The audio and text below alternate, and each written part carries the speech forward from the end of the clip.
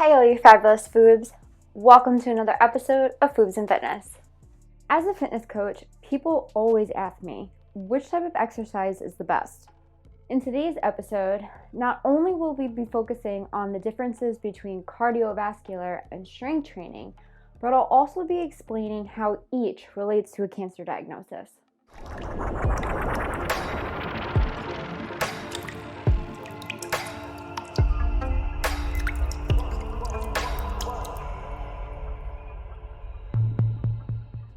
First, let's review what the term exercise actually means.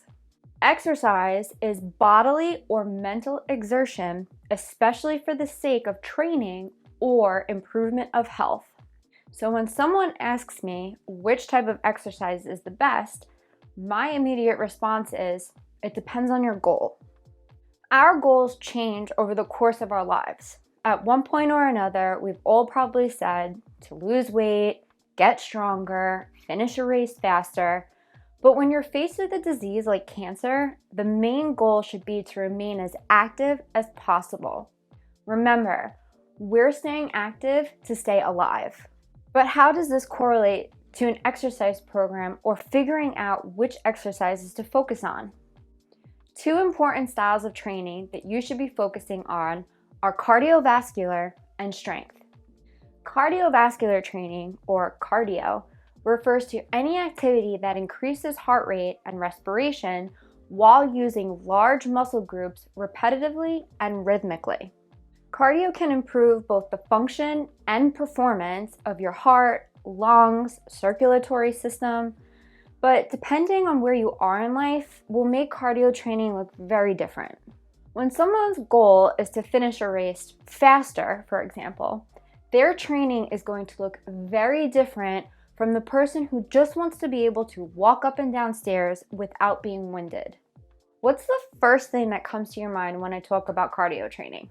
Is it running? How about dancing? Do you consider cleaning the house cardio?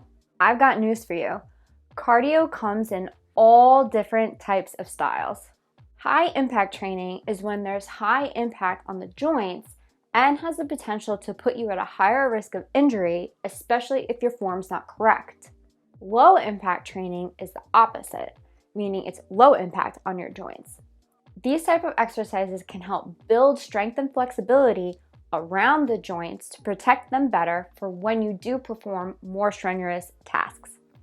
Now, what would high impact exercises be classified as? You have your classic running, burpees, squat jumps, jumping jacks that are all falling into this type of category.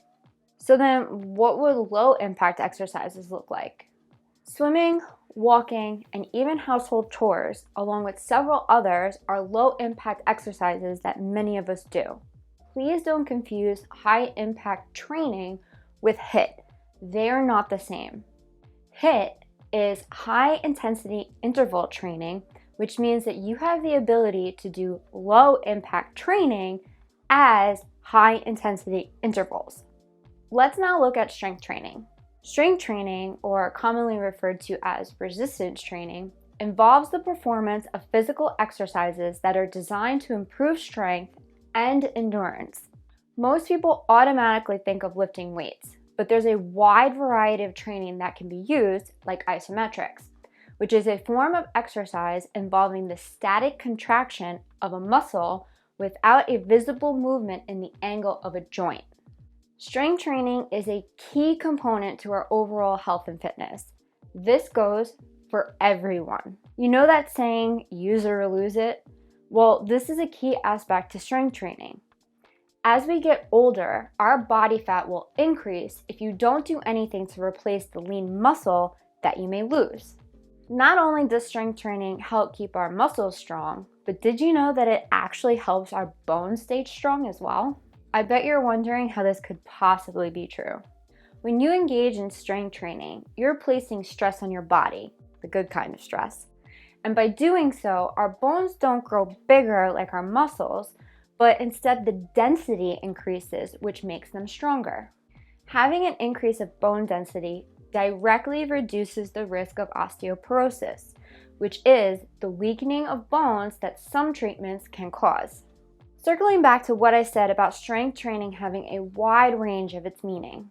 You could very well work out by using machines or free weights, but body weights and resistance bands are also a very beneficial and cost-effective way of training. So how does all of this tie into a cancer diagnosis?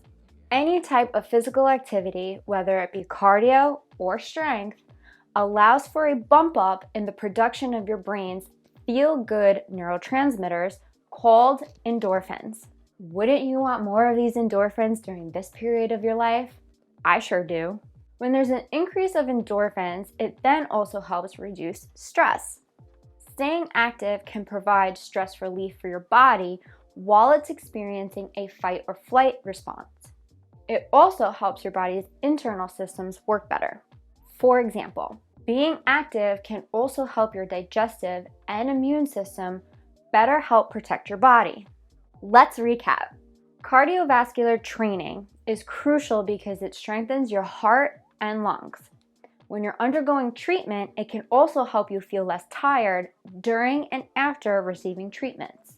Walking around your house, outside, or even just doing household chores are indeed a form of cardio, and they may even make you feel like you just ran a marathon while you're battling cancer. Strength training aids in maintaining and building strong muscles, which can help improve your balance, reduce fatigue, and make it easier to do daily activities. Another critical factor is that it can also help fight osteoporosis. Engage those biceps when you're doing the laundry, or try to incorporate proper squatting techniques when you're just going to pick something up. Being able to incorporate both cardio and strength is a crucial component when undergoing a cancer diagnosis. As I've said in other videos, try and get at least 150 minutes of moderate intense cardio and try to incorporate at least 2 days of full body strengthening per week.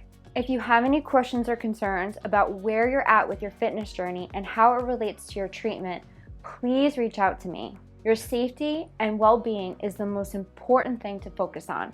Until next time, keep being a badass.